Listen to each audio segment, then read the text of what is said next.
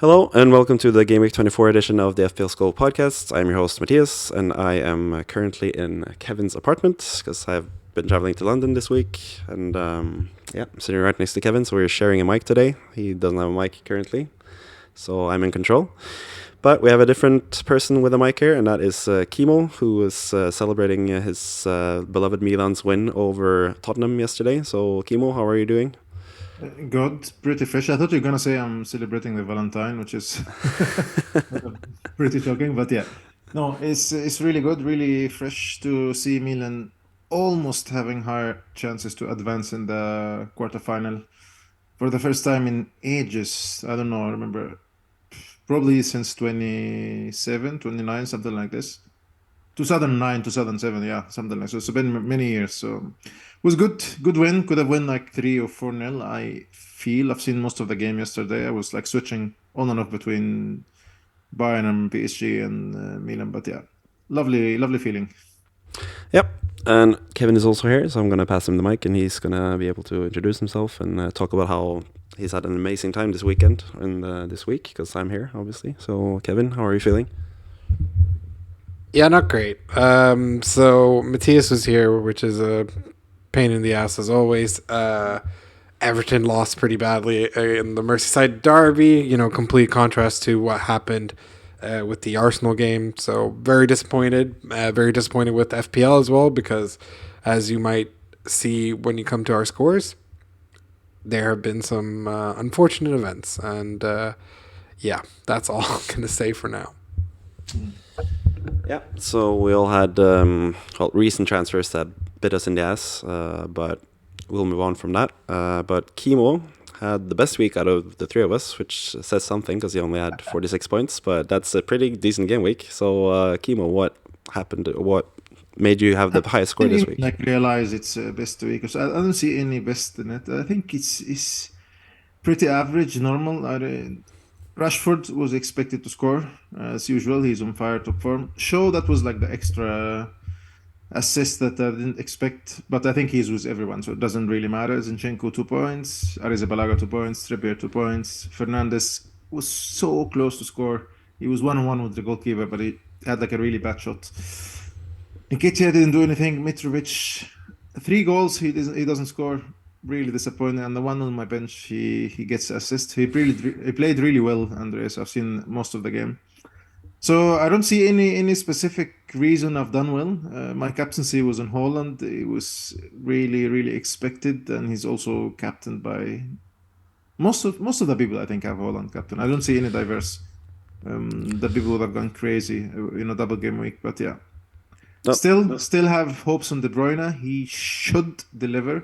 He should justify. I think I would give him the last chance probably tonight and see where I will take it from there. So yeah.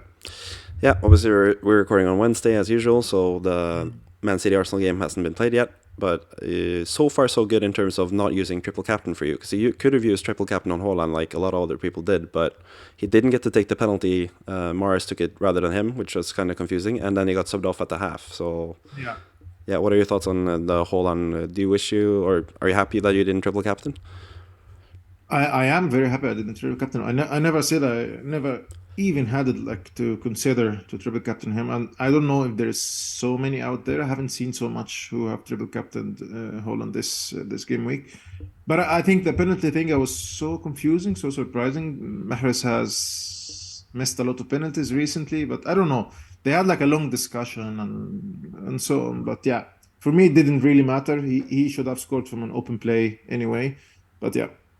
Yeah, we'll see what But happens what about tonight. you? Did you feel disappointed or Well, in terms of Haaland, yeah, like that he didn't take the penalty? I didn't really care. I care more about Morris taking it and scoring it, because obviously I thought about bringing him in, and Yeah. we'll get to Kevin's team as well, and he had the same thoughts. But anyways, but yeah, you said there's nothing special about Shaw, but what's special is that neither me or Kevin have Shaw, so Yeah. that's why I had a horrible game week. I only had Rashford and Haaland basically get any point returns. Haaland got an assist, and it was a really nice assist, to be fair. But then obviously didn't take the penalty and sub off. But Haaland doesn't really matter. Everyone captained him. Yeah. And Rashford doesn't really matter. Everyone has him. So as for the rest of my team, no points at all. Yeah. It's just blank, blank, blank, blank, blank all across the board.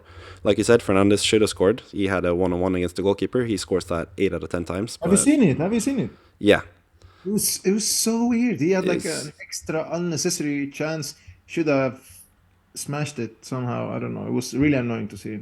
Yeah, it was really, really strange. But anyways, not much else to say about my team. We'll move on to Kevin, who was lucky enough to sell Fernandes, because Fernandes didn't score that goal, obviously. But this past week, he sold Salah to get Fernandes, and then De Bruyne hasn't delivered. But Kevin can speak more about that. I've had the mic for the whole time now, so Kevin finally gets to speak.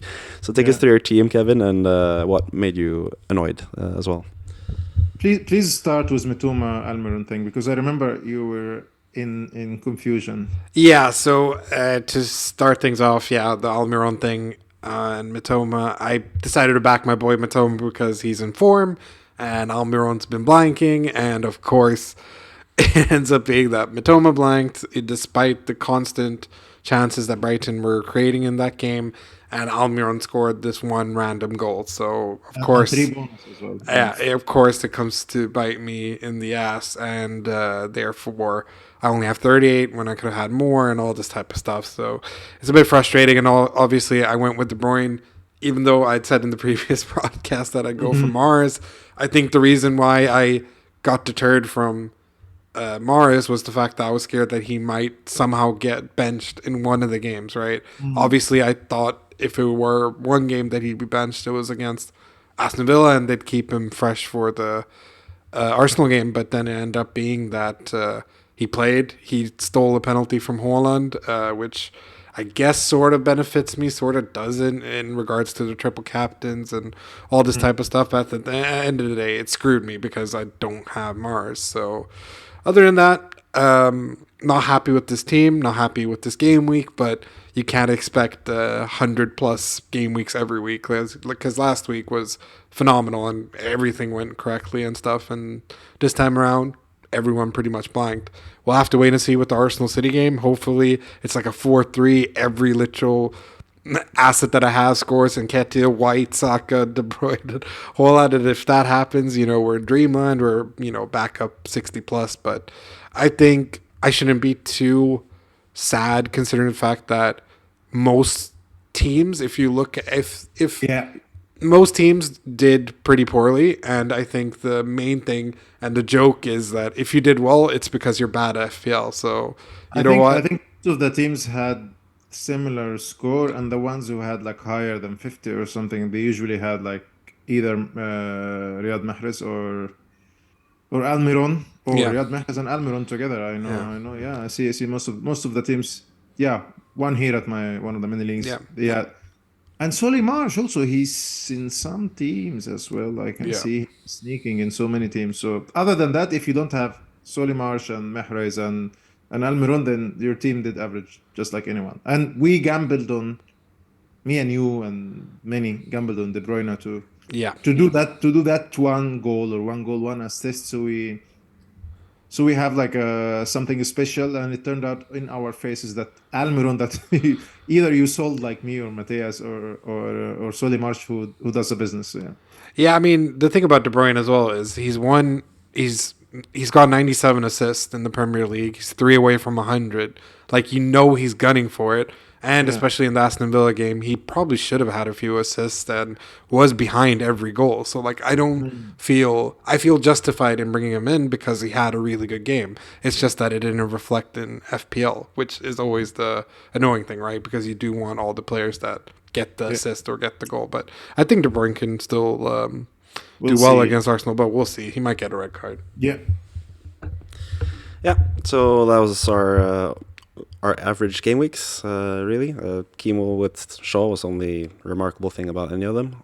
Also, it should be noted as well, Saka scored or got an assist for Kevin, so he's the only one with Saka. Saka is probably the best Arsenal option going forward. So I think so. He was trying so hard to score. Yeah, so it makes sense. But I didn't mention it on my own thing, but obviously my one transfer was Almiron to Mitoma, which really burned me. Kevin warned me last podcast that he didn't want the Mitoma stink from me, and that's what happened. I sold Almiron, who scored, and got Mitoma, who didn't do anything. But I'm happy with Mitoma going forward. That's what we'll see in the weekly wildcard drafts. But before we get to the weekly wildcard drafts, we'll get to the fixture ticker. And the fixture ticker is there's a lot of information to take in this one. And I'm just going to quickly, before I move on to you guys and you can comment, I'm just going to talk about the doubles and blanks and all the stuff that comes with it. And so basically the coming game week 24, regular game week, one of the few regular game weeks we have left. Then game week 25 is really interesting. It's really a rare occurrence when it comes to FPL. It's both a blank and a double game week at the same time. So as you can see, Brentford, Brighton, Newcastle and Man United blank, while Arsenal, Liverpool, Everton and Wolves play double game weeks. What's also interesting about Brentford and Brighton in particular is that they get a double game week in 27 and then they blank again in 28. So I'm wondering, Kimo, what do you think about Brentford and Brighton assets going forward now with 2 blanks and then a double game week in between? Like, does that affect what you do with your chips? Does that affect, would you bring in someone for game week 27 and then sell them in 28? Like, what's your plan in terms of Brentford and Brighton players? Because they're both in good form and they have good fixtures, but they just have the 2 blanks. So what are your thoughts about that? And then Kevin can talk about that as well after you're done. I think it would be tempting to get one or two, like one from Brighton and one from Brentford, especially on the 27. But I think so. Also, you need to consider that they have those blanks that, if you make like a calculation that one single game week player can match Brighton and Brentford players at this times, so I wouldn't do the unnecessary minus to get them in and get rid of them. But I fancy Brentford at least to score goals in those 2 fixtures. So Tony could be someone that you could highlight, especially that you have a lot of forwards who's not delivering at the moment. Neither Mitrovic, Nketiah, and so many. They are not so popular. So I think Tony is the only one standing in there. Brighton could be also tricky. They have like Leeds with a new manager now, and Crystal Palace, who are having a really bad form. So I think maximum 2 players or one, and I would really consider it carefully if I see like a player like Maddison is doing really in a good form. We're gonna speak about him later, but I mean, like, he doesn't have like he has a blanks, but I mean, like, it's an example. If a player like Maddison, who's doing really good recently, and he doesn't have blanks and he doesn't have like double game weeks as well, so I would consider this over a double game week player from Brentford and Brighton. So I think so. It's really tempting, but yeah. I mean, in regards to that, I totally agree. I'm in total agreement in the sense that I have Mitoma and I'm more than happy to stash him when he's blanking, but I don't feel necessary that I need to get, Estupinian or Sanchez and all these additional players on top of that. And in regards to Tony, the only counter pick I guess I have to Tony is that I've liked the former Brian Mbeumo. Like, I think Mbeumo, just generally speaking, has been really good in the blanks that Tony has had and stuff like that. And then you can argue, oh, Tony had an offside goal anyways and etc. But regardless, Tony got the goal. He's back. He's very streaky. So if Southampton away, I mean, like, look at that. That's a nice fixture. And they do well away from home as well. Yeah, definitely. And I think Tony is a very streaky player. But like you said, just because you have a Tony or you have Mitoma, it doesn't mean then you have to additionally get Ben Mee, or David Raya or anything like that. Like, I think having one player from each team is fine, and then just stashing them accordingly, or just get them in for the double game week, and then you're fine, really, realistically speaking. Because on the long term, if Brighton has like a better fixture after the blanks, then I would consider Ben Mee. Yeah, sure. But he's not like a sexy pick anyway to score goals and make assists. So in terms of pick anyway from Brentford, I don't see anyone rather than Tony. Okay. Janssen maybe, but yeah, that's here and there. Brighton, that's where the discussion will be, like either Solimarch or Mitoma, or that you would want one really long term. You would really have to count on that you have one player from Brighton, and then you can have him as a bench in the next game. It depends on the status of your team. So Yeah, I think I agree with Kimo in terms of Brentford players. I think Ivan Toney, assuming he's not banned at that point, he also has eight yellow cards, which should be noted. You've been speaking about that. I talked about that every week, but we still don't know what's going to happen with this betting scandal. But yeah, and when that will happen. But you should also keep in mind that he has 8 yellow cards, so he's only 2 yellow cards away from having a 2-game suspension as well. So he's a bit risky in terms of that, but you know that by Game Week 27, you'll know if he'll have the suspension or not. Maybe he's on 9 cards before Game Week 27, then it would be too risky for me, I think, to bring him in. Because I think with Tony, the appealing thing about him is he would be the best captaincy option in 27 by far, I think. I think he's more reliable than Mitoma and all these Brighton players. Estupinian is another one who's also interesting if you don't have a Brighton player already. But I think Tony makes the most sense as a captain pick, and that's the thing, because like they double in 27 and then they blank in 28, but they play 2 matches just like every other team. The only difference is that Tony gets to be a captaincy option in one of the game weeks. So I think people are too scared. That accounts for me as well. People are too scared about having blank players, like players that don't play. You can survive a game week with 10 players. It's not that big of a deal. Yeah. Looking at 28, for example, which is, I've seen a lot of people think about using free hit in 28, but I'm just asking like why? Because you should have 3 Arsenal players already. And then Chelsea have a good match, but you should have 2 or 3 Chelsea players by that point as well, easily. Yeah. Without a free hit. And then Aston Villa, I'm gonna start to build for that. Yeah. And are you really gonna free hit only to get Buendia and Watkins from Aston Villa? Because other than that, there's not that many good matches to target in 28, unless Liverpool get a match. But then again, Liverpool-Fulham, who knows what's gonna happen between those 2 teams? It's a really difficult match to predict as well. So I feel like free hit 28 is a bit of a waste. So I'm going to stick with my plan of just using regular transfers until game week when I do the wildcard in game week 33. So I'm going to just target players that play in 28 and 32, and then I'm going to use free hit in 29, which is a double game week. We still don't know exactly what the double game weeks will be, which teams will get 2 matches, and which teams will only get 1. And we don't know which teams they will face as well. So I think Game Week 29 seems like a really good time to do a free hit, because you can't really plan for it, but it's still an amazing game week to have doubled up, or have every single player have a double game week. So I still think that's the best strategy. I've seen a lot of other FPL content creators lately talk about like different strategies. Now that there's a double game week in 27, some people are doing wildcard in 27 and then free hit in 28, but I feel like it's a huge missed opportunity, because like you said, you don't really want that many Brentford or Brighton players in 27 anyway.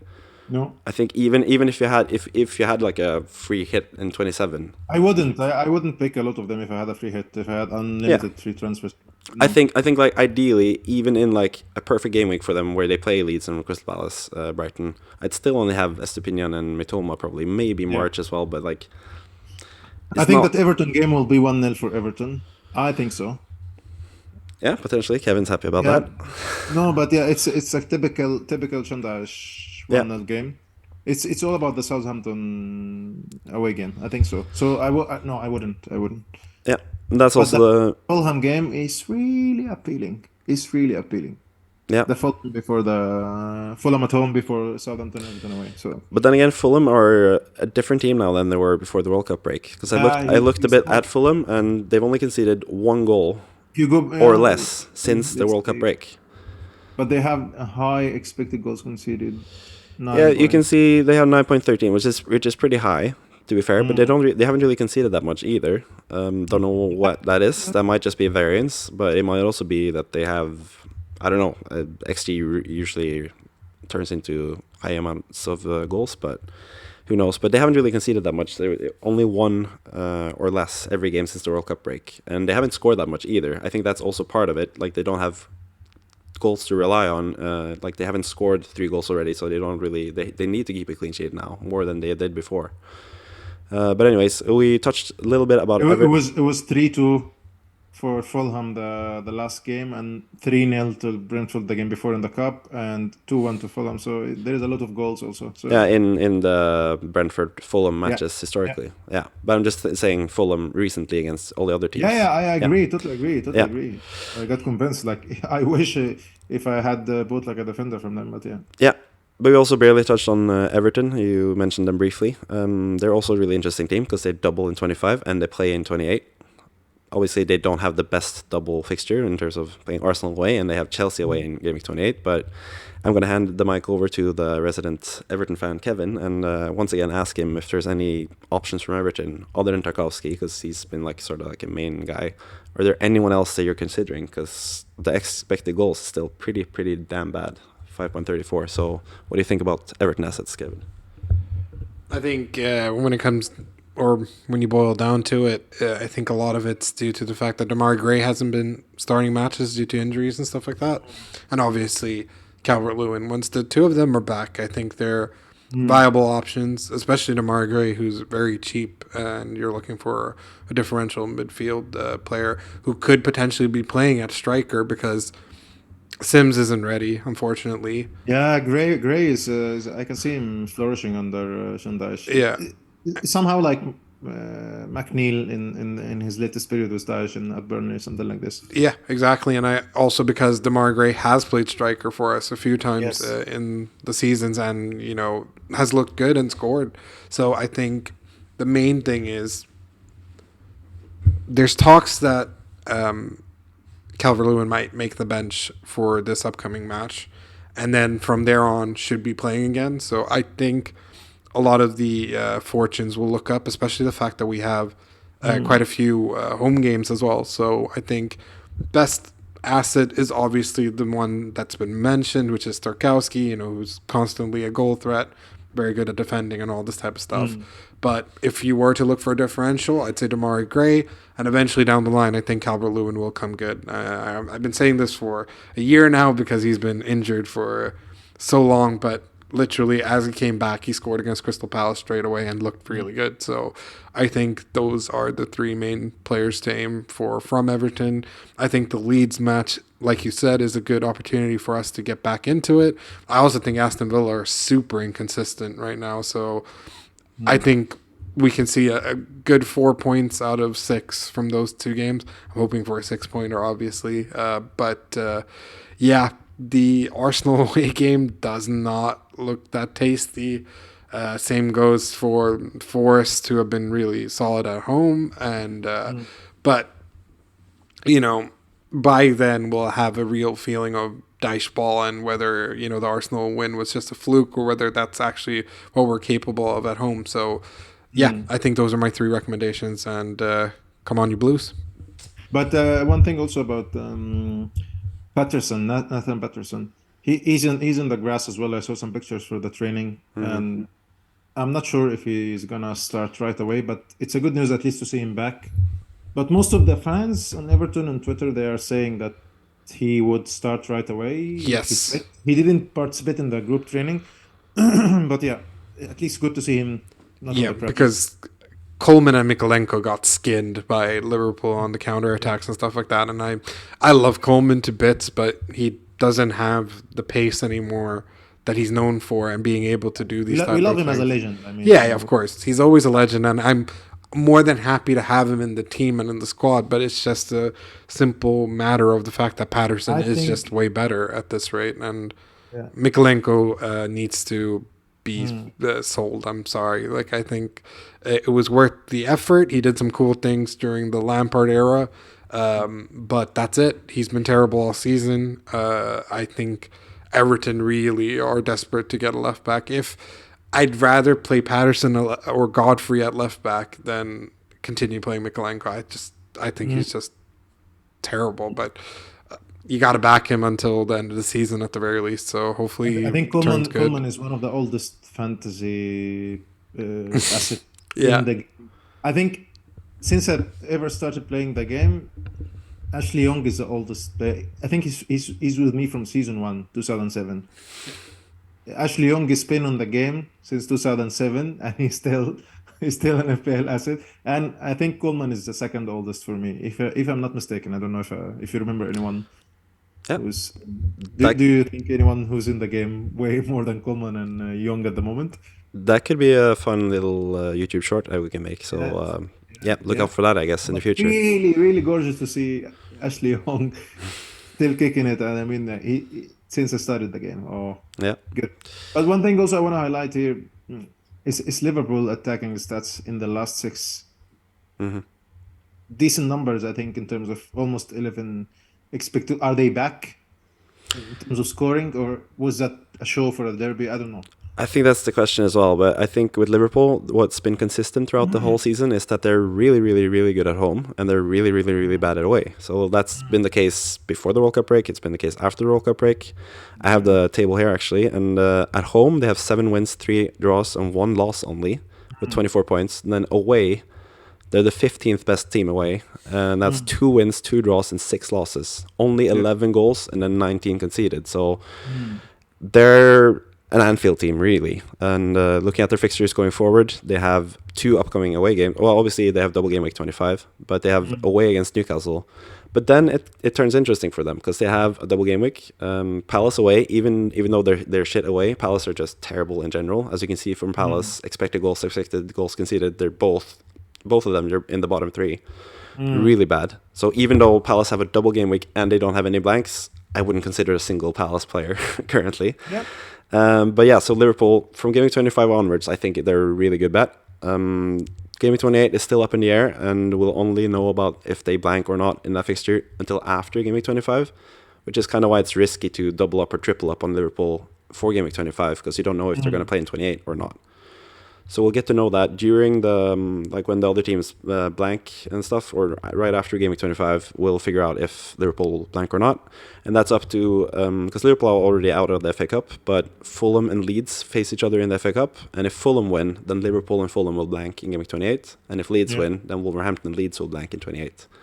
And we won't know that until before the Game Week 26 deadline. So yeah, Liverpool are really interesting, like I said. But yeah, I think just to summarize, I think Arsenal, you should be tripled up. We've said this for the last couple of game weeks. And Liverpool, look to have at least 1 good Liverpool player for 25, potentially even 2. That will be a big discussion for us next week. But I think I noticed something also that's really annoying. Whenever the ball comes to Nunez, apart from the assist, he's not matching with the style of player of Salah in the quick counter attack. Apart from that goal, he wanted to do something else in his head in the counter attack, but at some moment, it was difficult. I'll pass to Salah. But other than that, in many repeated tactic players, I think I felt that Nunes is not linking really well with Salah. He's destroying the way Salah plays again. Yeah, speaking as an Egyptian, I can hear the anger in your voice. No, but I mean, like, it's a way of seeing Klopp admitted. Klopp said it many times that Salah cannot link with a new style of play. He's missing Firmino and Mane and that like direct football that Klopp used to do. But with Nunes, he's really taking 1 or 2 extra touches that ruining Liverpool style. I think so. Yeah, that's the interesting thing about Liverpool as well. They have last game now against Everton. They had Van Dijk, Jota, and Firmino all on the bench. So they're coming back, and that will strengthen them both going forward and defensively. So if I was a Liverpool player, I won a derby against Everton, and I see my captain Van Dijk is back and Jota and so on, I would feel much more hungry, especially if they win against Newcastle the next game.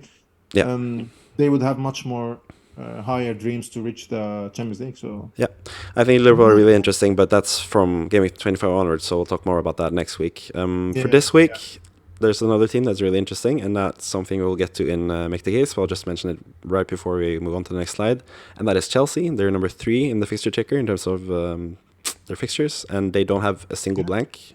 They don't have a double either, but they have such good fixtures. Southampton at home, Tottenham away, could go anywhere. Like, we don't really know. Spurs are incredibly difficult to pinpoint where they'll go. Leeds at home, still an easy match. Leicester away, Leicester concede a lot of goals, regardless of if it's home and away. And Everton at home, we've just seen Everton get killed by Liverpool. So Chelsea are really interesting, and that will be reflected in this week's Make the Case. And this week we've just done like a regular Make the Case. We were just picking the best player available, and the only exceptions are Haaland, because it's really boring to talk about Haaland. We all know he's in every single team. And Arsenal players, because we said triple up on Arsenal, pretty much. So Saka, Ødegaard, potentially Nketiah, a defender. You know what to do with those guys. But out of the rest of the players, we got to select freely. And you have one player in mind, Kimo. especially this game week, and that is Joao Felix, and that's your first pick. And as you can see, just gotta say this before you make the case for Felix. The statistics is just from one match, which is kind of interesting because his statistics are really, really, really good, just from one match. You don't count the Fulham game? No, I'm just because he played the this is his first full match back since he was suspended and stuff, and yeah. So basically, if you take all those numbers and then times 4, you get the numbers that we usually have in this section. But anyways, you can make the case for Felix. You need a new striker, I know. And I think the case has to start that who are the good strikers right now? Very few, apart from Tony. Holland is essential. I think I don't see anyone. Mitrovic is an old case right now, so in order to jump on a differential for the forwards, I think Felix was from the first 20 minutes before he get a red card at Fulham. He was really sharp. He was really into something. You know what I mean? He always asking for the ball, always shooting, always. He missed a big chance as well. He could have scored against Fulham. Yeah.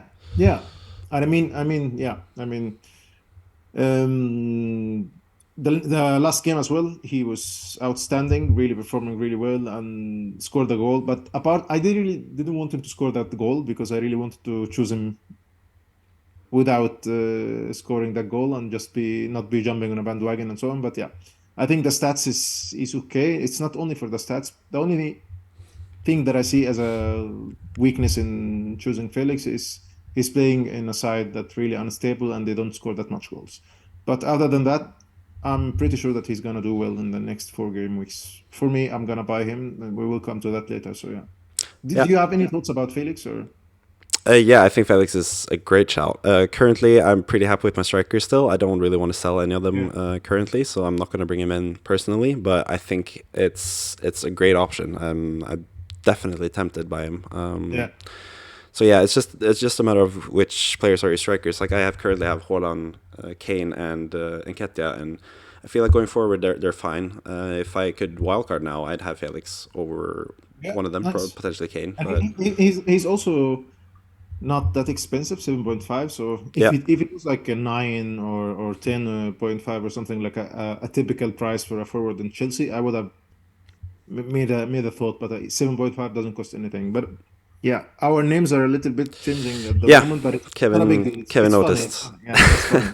So yeah, obviously the Twitter handles are incorrect in this slide, but they should be fine in all the other slides. Nobody adds me on Twitter anyway, so yeah. That's true. Anyways, yeah, you can. This is a prompt for you to follow us on Twitter. Obviously, if you want to follow Kimo, you got to follow at Kevin. If you want to follow Kimo, you want to follow at 13kushi, which is under my name here for some reason, and then Kevin is at Kevin Isanka, and I'm at Ma Efteda, and yeah, you can look at the name to see how we spell it. But anyways, that's not a big issue. I'm just gonna ask Kevin. You've been inspired by Robertson, huh? I mentioned it. Yeah, I'm gonna move on to Robertson pretty quickly, but I'm just gonna have Kevin also have his input on Felix as well. What are your current thoughts about Felix? Is he someone you're considering bringing in, and what are your striker options anyway? Yeah, 100%. I've vouched for Felix for quite some time, just generally speaking from my background watching La Liga. I'm fully aware that this is a mega talent who's just needed the correct manager to get the best out of him. And I think where he's now finally the focal point of an attack, I think we're going to see a lot of attacking returns, especially considering how he looked against West Ham, the sort of instant connection that he has with Enzo Fernandez, who is more than willing to give him through ball after through ball. Like, it's looking really good. And I think if Nketiah continues to sort of blank here and there, and despite him having the doubles and stuff like that, I'm more than happy to switch him out for someone who I know looks good on the ball, can create chances, but can score them, which is the most important thing that you want out of a striker. So yeah, definitely, I think he's one for consideration. And for me, I personally, I think Kane is going to stay in my team for the rest of the season simply due to his fixtures and because he is the second best striker in the game, right? 18 goals or 17 has Kane scored. Yeah, I think 17. Yeah, 17, and he's got a few assists as well. Really huge, huge. But Felix is looking to me like the third striker because he's got really decent matches, and again, I think that he'll be their penalty taker as well once that they come to that. I mean, I know that this is make the case, so I shouldn't be defending another person's pick so much, but he is a very, very, very, very big talent and someone that everyone should be looking out for. That's definitely for sure. Nice. Yep. So Kevin made a really good case for Felix there as well. And but yeah, before we move on to Kevin's actual case, which is Reece James, he's been talking about James for the last few weeks. I'm going to talk about someone we also talked about last week, because last week we had the best Liverpool assets, and Robertson was picked as number 2. I think that was Kevin's pick, actually, last week. But yeah, he's still the number 2 pick this week. I still think Robertson is one of the main players to target going forward.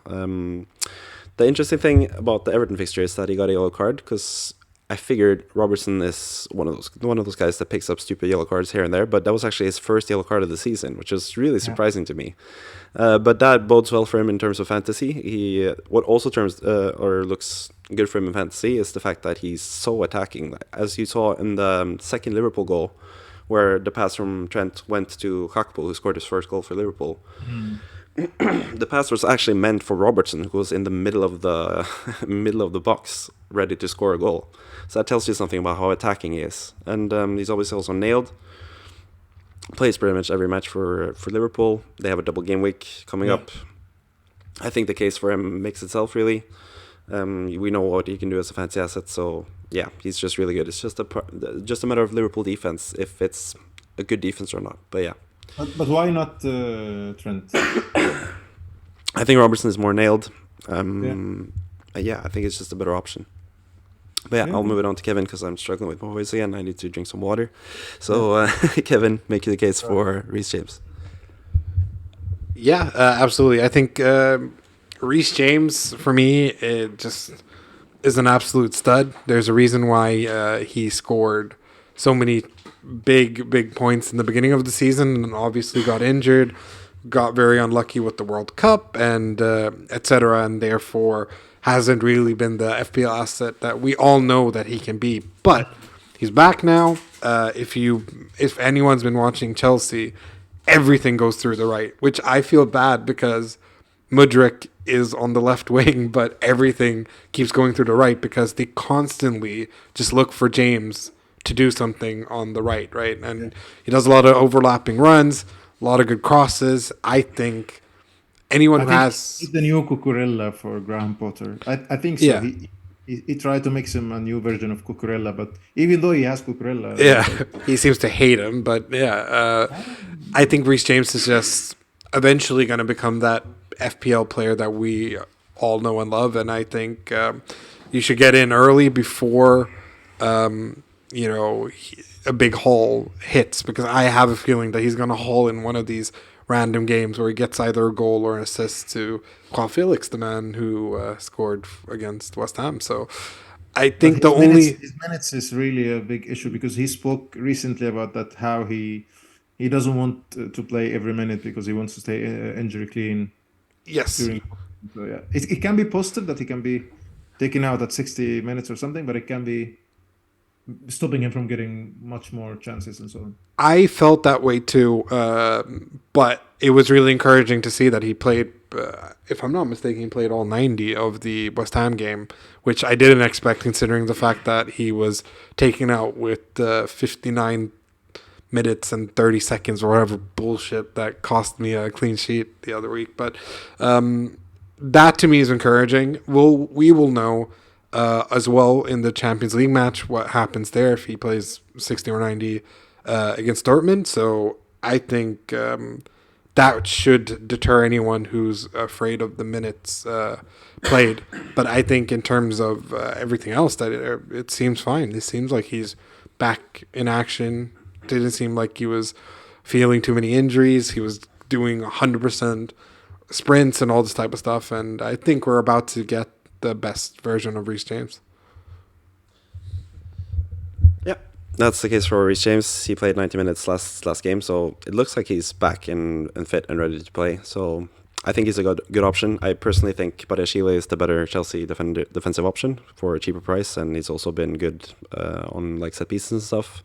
Yeah. But like Kevin said, the thing with Reece James is his big haul potential, big points potential, as it says in the pros there. He's proven before in the Premier League that when he's fit and healthy, he's one of the best fancy assets in the whole game, really. So, yeah, there's a decent case to be made for him as well. I always have him in my own team, personally. I held him through the whole injury issues after the World Cup break, so I'm just going to stick with him and hope that Kevin's predictions of a big haul comes true at some point. I'm happy I didn't do that against West Ham because I benched him, but anyways, so those are our best cases made for the remaining players, apart from Haaland and Arsenal players, and we'll move on to the weekly wildcard draft. I'm sorry about my voice. It's the third podcast in a row, I think, where my voice has been acting up, so there's something wrong with my throat. I don't know. I don't know what it is. But anyways, we're moving on to the weekly wildcard draft, at least as far as my voice will allow me to. But yeah, first pick this week is Kimo. And he went with Saka, number one. Like I said, probably the best Arsenal pick. Arsenal is the main team to target. I'm going with Ødegaard again. I think he's the second or first best Arsenal pick. Kevin has gone with Kane, which is kind of interesting because Kane and Spurs have looked pretty terrible the last two games, both in the Champions League against Milan, didn't really do much, and then last game week against Leicester, he looked pretty bad. But he has West Ham at home, so Kevin, what do you think about the Kane pick? Why is he your main striker going forward? I think it's mainly because Kane has really good fixtures going forward, as I mentioned previously. And I just believe that with Haaland, there seems to be a lot of small injuries and stuff like that that's coming up. And also when it comes to the matches, it's not the best comparatively. So yeah, that's the only reason why. I mean, we're not stupid. Of course, we picked Haaland as well, but I just think right now Kane isn't the worst option at all. And we know Kane, he's just always so good at home as well. So I expect, considering everything that's happened with them recently as well, there's going to be a big match or statement match sort of thing. Why not do it against West Ham? Yeah. Hopefully he doesn't do it against West Ham, but I'm painfully aware that last time Kane looked horrible and Spurs looked horrible against Aston Villa. They turned around and Kane had his highest point score of the season with 16 the next game week when I sold him. So I know that Kane can strike back even if Spurs and Kane have looked bad recently. So I still think it's a good option to hold if you have him. I don't think I would buy him. Maybe I'd buy him. They have Chelsea and Wolverhampton, which they are not the best fixtures after West Ham. So that's my only concern. Yeah, they have okay fixtures, but I think from Gameweek 28 when they blank, and probably blank in 32 as well. I'm not sure about 29 if they double or not, but I think I'm going to sell him in 28 personally. But I still think he's a great option for the next 4 game weeks. So I kind of back Kevin there. Then Felix, we've obviously made the case for him already. All of us really. We have faith in him, so that's an easy pick for Kimo. And I picked Haaland. I think he's also an easy pick still, even though they've struggled. And it should be noted, 3 of their next 4 matches are away from home. And it was really interesting because I looked at the home and away tables, and City away from home, they've scored only 15 goals in 10 games. Which is very little. Comparatively, Leicester, who obviously don't have the best fixtures going forward, but they have Kelechi Iheanacho, who's the hottest player in the Premier League right now. Leicester have scored 21 goals in the same amount of away games. So City away is pretty low-scoring games. They've scored 15 goals and conceded 9 only. Versus Keylor Navas. Yeah, and like you said, they're playing Nottingham Forest this game week, so that'll be the discussion pretty soon in terms of captaincy, what we'll do that. But we move on with the wildcard drafts for now. But Haaland is still just an obvious pick. Kevin made case for Reece James already. Makes a lot of sense. And now we come to Maddison, which, like I said, Leicester, they have pretty terrible matches. But they are in such good form, so Kimo's still backing him. So, yeah, make the case for Maddison. Leeds have scored against Manchester United. So many teams have scored against Manchester United, and I think Leicester can be one of the teams who can score against Manchester United. Every time Leicester plays, they have just won against a big team, which is Tottenham Hotspur. But every time Leicester scores, Maddison is really heavily involved. I would exclude the game against Arsenal as like a really difficult one, but Southampton and Chelsea, they are games for Leicester to score against. For me, I think Maddison is on fire, even though I mean, like Rogers has spoken recently. He said he's playing at his best. Finally, he plays as number 10, not on the left or the right. He's having his best time and so on. So, yeah, you could bench him, but for me, if I had the chance, I would have played. And really slightly owned by some very few people. So, yeah. Yeah, so like we talked about Kane earlier, but Kane and Leicester, or Spurs and Leicester are in the same situation. They have 4 matches, no doubles, and then they blank in 28. So I mean, if you're gonna do a wild card, you would have a complete selection that will back you when you are missing 1 or 2 players. I think so.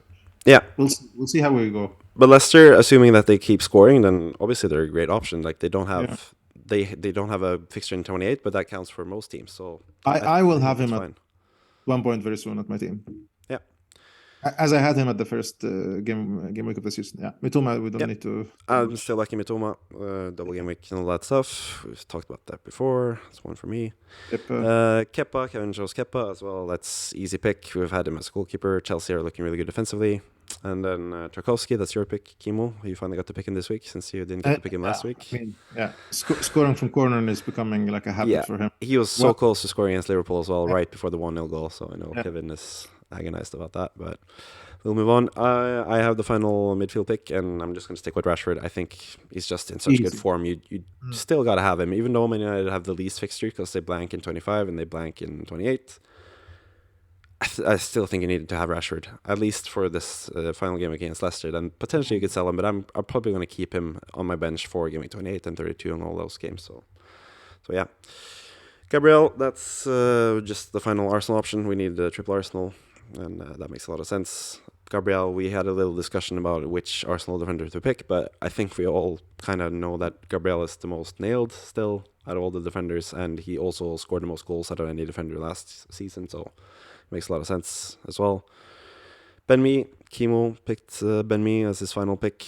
Again, Brentford, same situation. Like we talked about, we'd like to have two players from Brighton and Brentford. We don't have Tony in this, so we went with me instead because we can afford it. But you can bench him when he doesn't play. I don't think it's a big deal. Yeah. Ben-Mee has also been really good lately, and he's shown that he can score goals as well, so it makes sense. My final pick, had to go with Kilman. I really wanted to go with Craig Dawson, Ballon Dawson, as he's been known for West Ham fans like me. But yeah, he's slightly too expensive for this team, considering my team value is pretty low. And then finally, the goalkeeper, Fraser Forster, had a good save on right before the goal for Milan yesterday, but Brahim Diaz headed in 1-0 anyway. Considered 4 goals against Leicester, should also be noted. Don't really know about Spurs, but Lloris isn't the best goalkeeper, but who knows when they lose the captain? Maybe they're struggling defensively. Maybe Lloris does stuff other than making mistakes. I might actually be like a calming presence and stuff, so don't really know. But anyways, Forster is 3.9 and a cheap option. Moving on to the next week's game week plans, game week 24 plans. Kimo, first up, we talked about Felix a whole lot, and you're selling Mitrovic to do it. So what do you feel about that transfer? Mitrovic to I think Felix. I could save a transfer, but I think that there's a higher transfer for me than that Felix scores more than Mitrovic scores against Brighton. So yeah, I'm really fed up with Mitrovic as well. Yeah. So as you can see in the fixture ticker, Fulham have really tough fixtures, and we don't know if they have a game week 28 fixture. So Mitrovic is a strange option, and Mitrovic is it's impossible to know what he's going to do. Maybe he scores every game going forward. Who knows? He could do that. It can happen. It can happen. So it's slightly risky, but at the same time, Mitrovic is sort of like most people are looking to sell him, and Felix is someone a lot of people are looking to buy. So why not do it this week when Chelsea have a good game as well? So. And captain, I don't think I will change it from Holland. Yeah. Might be Rashford, but it depends. If Holland is injured, will be Rashford. If not, then I'll keep it like this. This is my team, no changes. I think so. That's the interesting thing, captaincy. You have Holland still as captain. I'll move on to my team. I don't have Holland captain. I have Fernandes captain. I kind of want to back him just because I feel like he should have had more points. He should have scored against Leeds and had probably bonus points and all that stuff. That said, Rashford is the better Man United option probably, so maybe I just go with Rashford since it's a differential anyway. I think most people will captain Haaland, so I think I'm gonna go with either Rashford or Fernandes, really as captain. And as far as transfer moves go, I just wanna just keep my transfers, get 2 transfers for Gameweek 25, which is a blank Yeah. and double game week, just to have 2 transfers there in case I want 2 Liverpool players or Yeah. whatever I want to do. I just want to keep the transfer really. I think my team is really good. Also a little mistake here I see as well. Reece James is a Man City kit and Lewis is a Chelsea kit, classic. But yeah, I always rotate those 2 guys. Yeah. Anyways, but I think Reece James, I think he's going to play going forward, and Southampton home makes a lot of sense. And Lewis, Yeah. I don't trust Lewis at all. So Yeah. I think Lewis, Andreas, Bueno is just going to be my bench going forward. Bueno, don't really know if he's going to start going forward. Andreas, he's good in a pinch, but I don't know. He's just a bench option for me. But yeah, that's pretty much it for me in terms of my plans, and we'll move right along to Kevin. He's also looking to stand pat and not do any transfers, so you can talk more about that, and you can also talk about your captaincy pick and what your thoughts are about It's that. interesting. So many. I like that there's so many diversity in choosing captaincy. Yeah, absolutely. I think it's just because all 3 of us are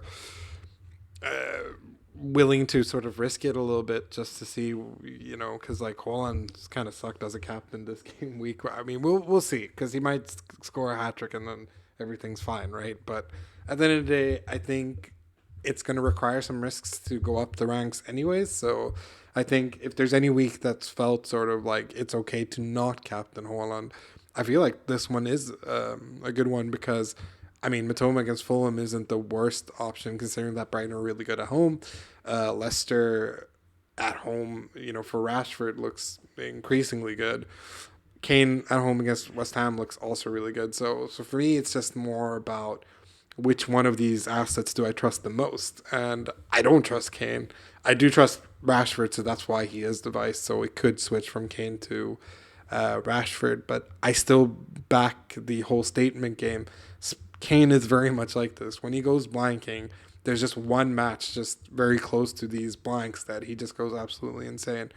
Why not do it against a local rival in the sense of West Ham, and London rival in that sense? So yeah, I could see him going crazy, especially considering the fact that they must be disappointed with a 1-0 loss, because if they had lost 3-0, something like that, it's like whatever, you lost to a better team, but losing 1-0 away from home, that must irk them quite a bit, considering the fact that they're hoping to get more out of that result and the Champions League, where they've looked kind of decent. So yeah, we'll have to wait and see in terms of whether it ends up being Rashford or Kane. But other than that, I don't see any stress in having to sell any players.